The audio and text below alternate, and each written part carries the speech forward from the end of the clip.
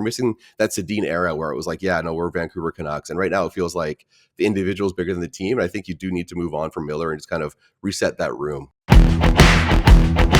Yesterday, Jim Rutherford spoke to Gary Mason of the Globe and Mail. As I have in my notes, the man yapped. He just opened the door to a lot of stuff, acknowledged the rift between Elias Pettersson and J.T. Miller, saying, quote, I felt like for a long time there was a solution here because everybody has worked on it, including the parties involved, but it only gets resolved for a short period of time, and then it festers, so it certainly appears like there's not a good solution that would keep this group together. Then says, we're talking about two of our top players, certainly our two best forwards, so we know who he's talking about. It can really be tough on a franchise, not only present, but into the future. When you're planning on peaking this time into a contending team, and then you find out that's not going to happen, or at least it's not going to happen with the group we have now, then you have to put together a new plan. The Canucks right now, by the way, would be one of the 9 wildcard teams in the Western Conference. They would be the 3rd wildcard team, which I believe means they would not be allowed to play postseason hockey. Let's bring in our friend from Canucks Army, Wyatt Arndt. How are you, buddy? Not smiling. I miss the old days when Boston and Vancouver were more relevant. I want to go back to those days. It's not been great over here. Yeah. I mean, you're relevant. That is your well, your yeah, not the right relevant. way. They're in the news. Sorry, good relevant. I don't know. I feel like we got to like switch this door up and DeBrusque and maybe things will go back to normal. But this season's been off the rails, man. Like that interview yesterday was bananas, boys. It was oof. I don't know what we're doing here. Why do you think he did it? Because my biggest takeaway is, yeah, we all know that there's something up there, but I don't love the idea of broadcasting to the league that 2 players you might trade have difficulty in the room, whatever it may be. And you leave teams wondering, wait, is Elias Pettersson going to get mad at this guy on my team because I've got someone who can rub people the wrong way? Do you think that they've essentially planted seeds throughout the NHL that these guys, even if they aren't, are problems? Yeah, everyone's trying to figure out like what's the end game of Rutherford here. Like I don't know. Like I feel he's just like straight out of Madman. He's just coming out doing what he wants. He thinks it's fine. Like it's kind of his thing. Some people are like, "Oh, it's 40 chess, bro. You don't get it." And like, okay, sure, I guess. Well, I don't see the end game here, but I don't know because the timing is also kind of weird. Because again, like there's all the rumors about the trades that almost happened and the Carolina just moves. It's like okay, so. Things are kind of on edge, and then they have the 2 wins. And again, no one's saying they're out of the woods, but they had 2 wins the first time since December. I was like, all right, hey, and they look better than they have in a while. And maybe that team that was here last year is somewhere in that mess. And then that's the time Rutherford's like, you know what we got to do? We got to air some laundry. And it's like, why? Like, why are you doing that now? Like, I don't know what the benefit is. Like, you're going to rile up your room. Even if people kind of know obviously the league knows what's happening here right now to some degree, but now you're like blatantly like, hey guys, it is bad. And then not only that, you're talking about how like if this doesn't like work out, maybe you have to do a full rebuild, and then we probably would have Quinn Hughes, which is like, yeah, we get that, but like why even put that sentiment out there? You're just gonna rile up your fan base. So I don't get it. I don't know why he's doing it, but that's where we are right now, and it's just really confusing because things had died down to somewhat. Well, nothing was fixed, but at least things like maybe the team does hit a bit of a groove. Maybe they start getting some wins, and maybe they pull off a playoff, get in the playoffs. But 2 wins, sorry, and all of a sudden like Rutherford drops this. No sense. Makes no sense. Yeah, like you lose the plausible deniability in any of it. So it's so strange. I'm glad you brought up the Quinn Hughes thing because I found that extremely interesting. No reason, absolutely no reason to even float the idea of trading Quinn Hughes, which I would never do even if you were, quote unquote, hitting the reset button and trading like a bunch of your guys. I would never trade Quinn Hughes if I was the Canucks. Where do you stand as far as the potential of that happening?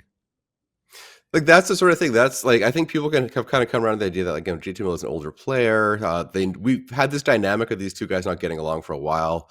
So I think some people can kind of understand. Okay, maybe it's not working. So one of them's got to go. If both of them go, that's a bit extreme. But okay, fair enough. If that's what needs to be done. When you bring in Quinn Hughes to it, like that guy is the golden child here for good reason. Like he's the only reason for hope. He is the Luke Skywalker of this team. It's like if there's any hope for this team.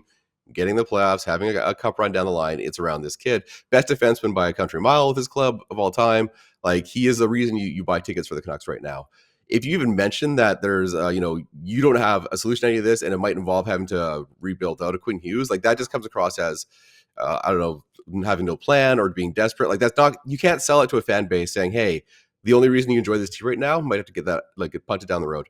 And maybe, again, maybe this is the 40 chess. Is Rutherford telling, he's trying to rile the team, being like, hey, guys, this can all go away. Another theory is that he's, maybe kind of telling Francesco Aquilini, like, hey, we got to do some things here. He's kind of talking to him indirectly. But if that's the case, it's a whole other problem with the team, because now, like, again, Aquilini's never been the most hands-off owner before. But now if you have that coming into account, it's like, well, it's still all very messy. So the best thing he could have done with the interview was not have it. Honestly, that was the best move to make. I don't get it. Where do you stand in terms of like what your most ideal outcome of this whole thing is? Like, is it trading Miller? Is it trading Pettersson? Is it getting rid of both of them? Because I know like Pettersson has that no movement clause kicking in. Like, are you concerned about Pettersson and keeping him beyond this season? I think if you look at just from like a very analytical viewpoint, obviously Miller's older. He plays a physical style, so maybe you go, okay, well, that's the guy. Like, how many more years of that top production are you going to get out of this guy? So maybe that's the guy I think you would try and move on for. What we kind of have heard is that maybe they're not getting the offers that they want for Miller. I think it's going to be hard to get your full value for him. So then maybe, you look at Pettersson, maybe you get more value for him. But I think if you're looking to convince, Quinn Hughes' contract's up in 2 years, and there's always that idea that he runs to New Jersey to play with his bros. So if you're trying to tell Quinn, hey, we got this under control, like I think you keep Pettersson. Pettersson himself has said he wants to stay here. We've heard that he wants to stay in Vancouver.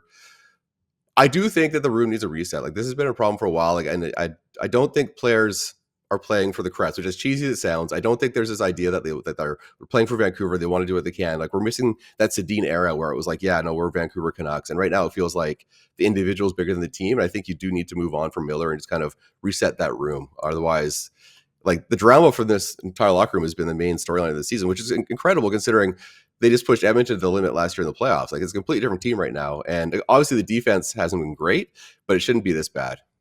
Would you take Zadorov back? I would, because he has a level of swagger. And again, I saw you talk about the hit like he did in the corner. Like, that's kind of, he did some of that garbage stuff. But I think that's a welcome distraction for this team. And Vancouver's had a long history of not having that swagger, even if like, oh, that guy's a dick, he's our dick. Like, they're missing that. They had a bit of that with Rafi Torres, but Zadorov, again, I think there is a level of like, he had probably like the run of his life with Vancouver. It's hard to, that was the ceiling of Zadorov, like perfect timing for him. But just having the defensive depth, Desharnais has not been good for this team. Forward has not worked for this team. I do think he did fit in well here. I don't think it's going to solve anything, but even just from a pure optics, people would like having that swagger back. I think a lot of Bruins fans would like to have that money freed up too. I mean, so. yeah. Boston retains $1 million a year, and you have Nikita Zadorov for $4 million against the cap, and he works there.